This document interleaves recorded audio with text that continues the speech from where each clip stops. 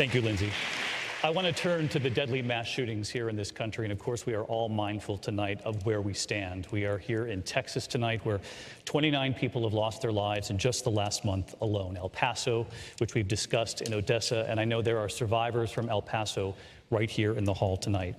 Vice President Biden, I do want to direct this to you because we all remember Sandy Hook. 26 people died in that school, 20 of them children. Those first graders would be in 8th grade today.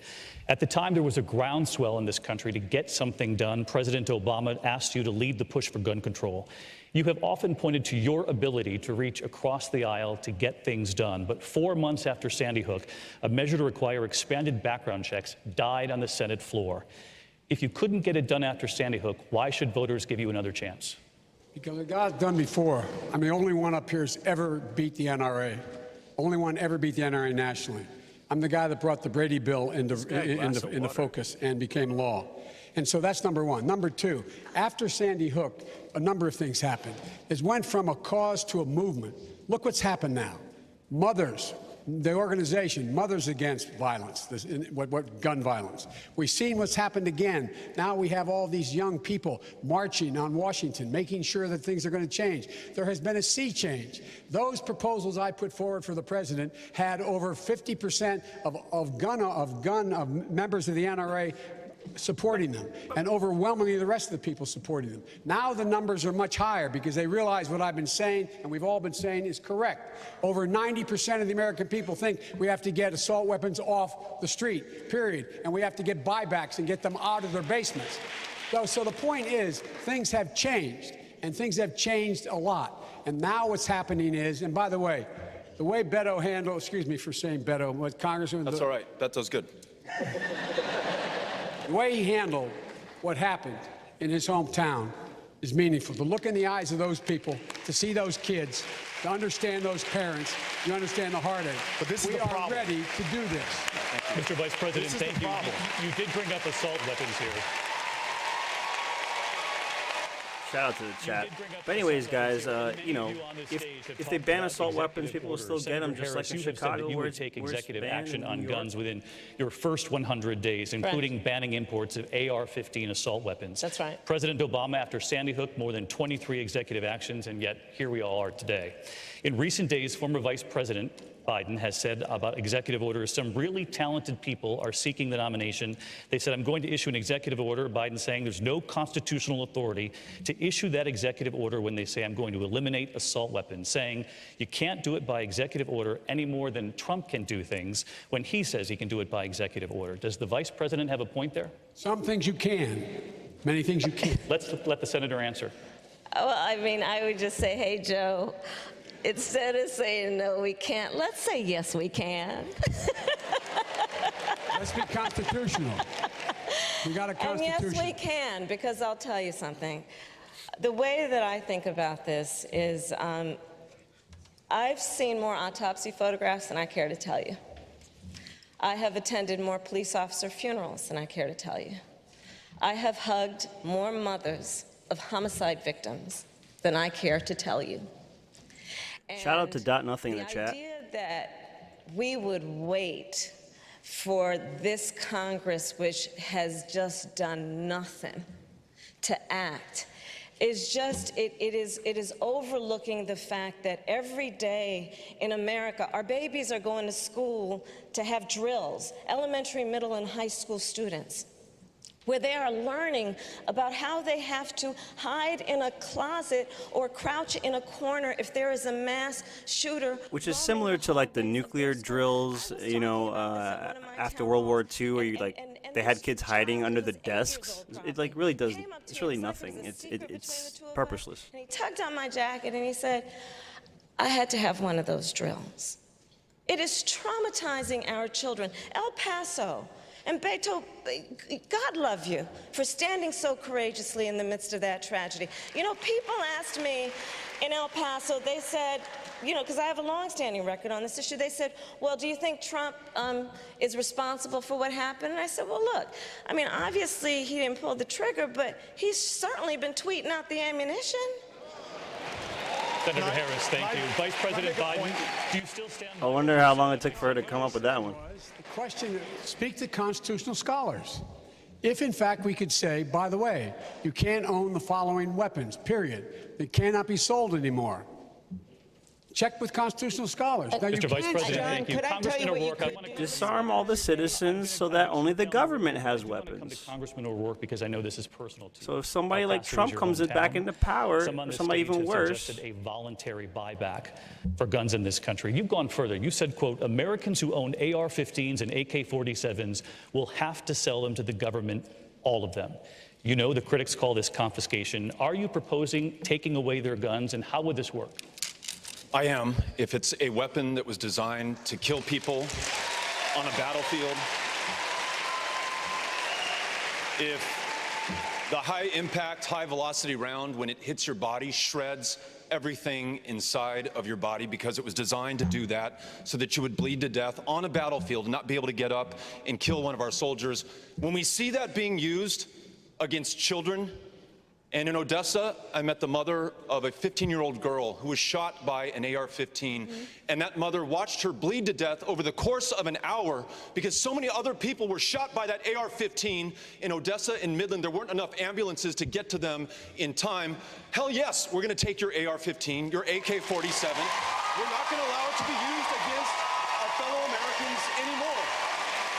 Congressman, thank you. And I want to say this. what do you guys think about the idea of having teachers armed with guns? Doing that, I went to a gun show in Conway, Arkansas, to meet with those who are selling AR-15s and AK-47s and those who are buying those weapons. And you might be surprised, there was some common ground there.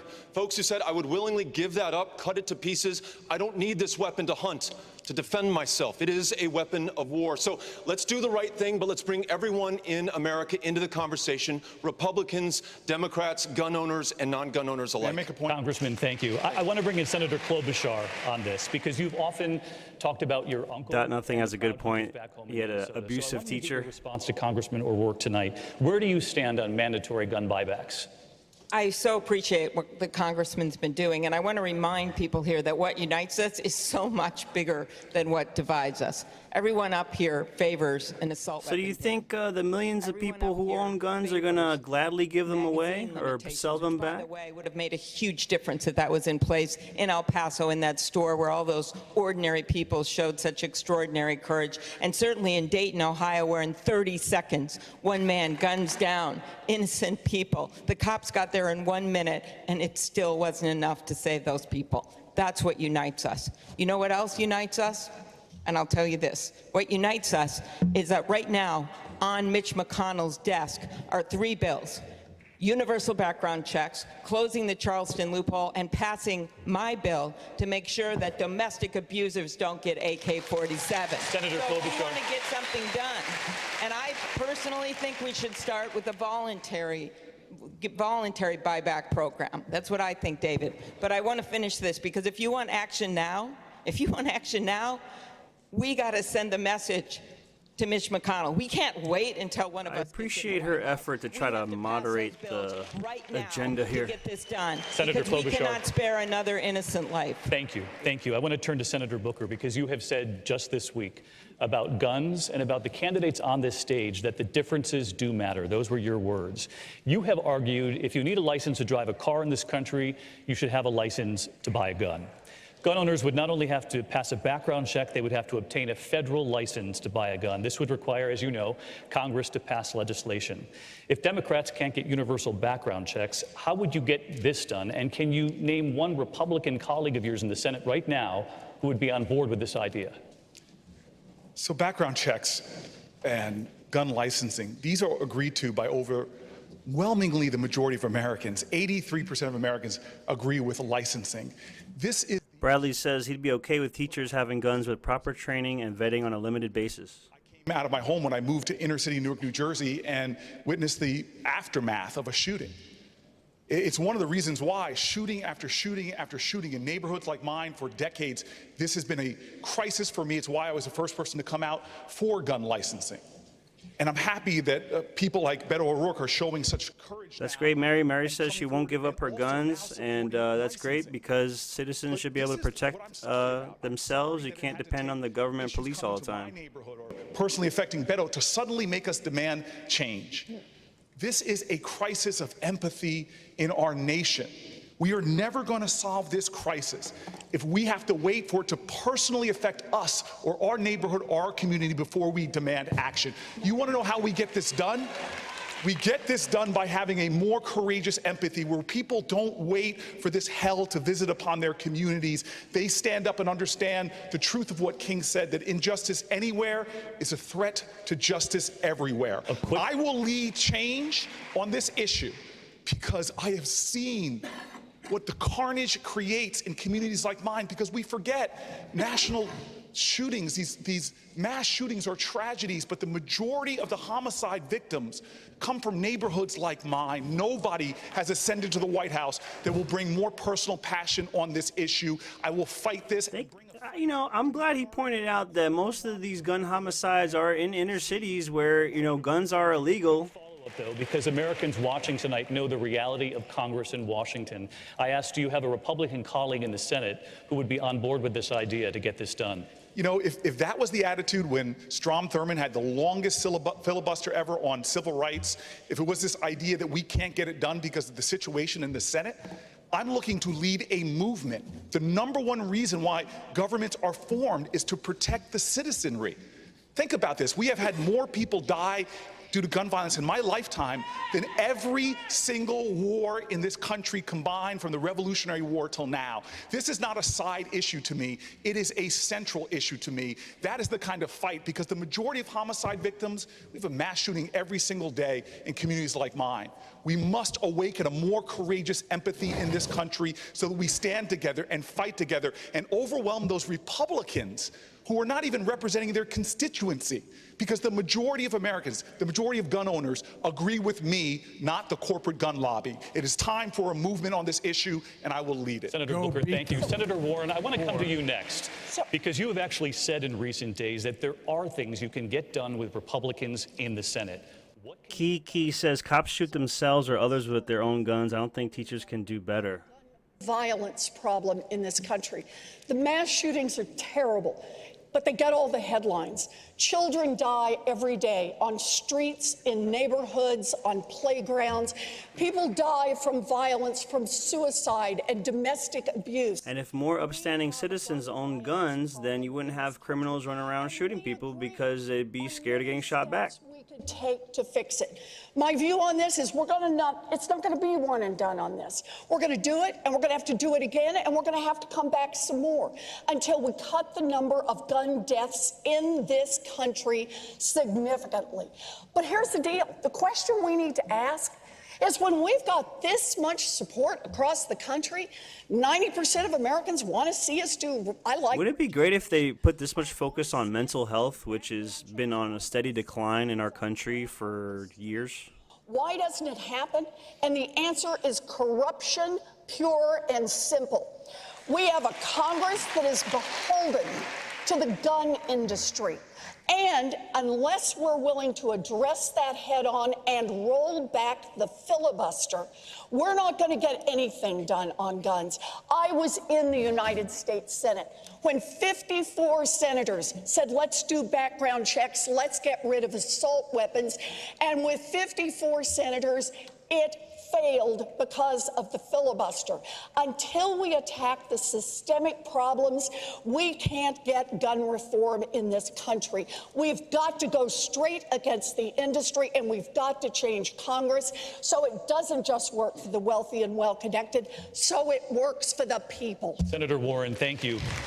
You bring up eliminating the filibuster, which means you would need simply a simple majority in a Republican Senate to get something done. I want to turn to Senator Sanders on this, because you've said before of this, if Donald Trump supports ending the filibuster, which he's talked about himself, you should be nervous. Would you support ending the filibuster? No, but what I would support absolutely is passing major legislation, the gun legislation the people here are talking about, Medicare for all, climate change legislation that saves the planet. I will not wait for 60 votes to make that happen. And you could do it in a variety of ways. You could do that. What do you guys think of Bernie?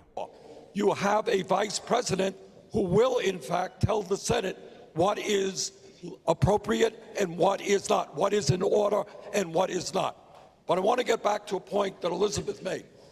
and that, in fact, in terms of gun issues, and picking up on Corey and Beto and everybody else, what we are looking at is a corrupt political system. And that means whether it is the drug companies or the insurance companies or the fossil fuel industry determining what's happening in Washington, or in this case, you got an NRA which has intimidated the President of the United States and the Republican leadership. I am proud that year after year I had an F rating from the NRA. And as president, I will not be intimidated by the NRA. Senator Sanders, thank you.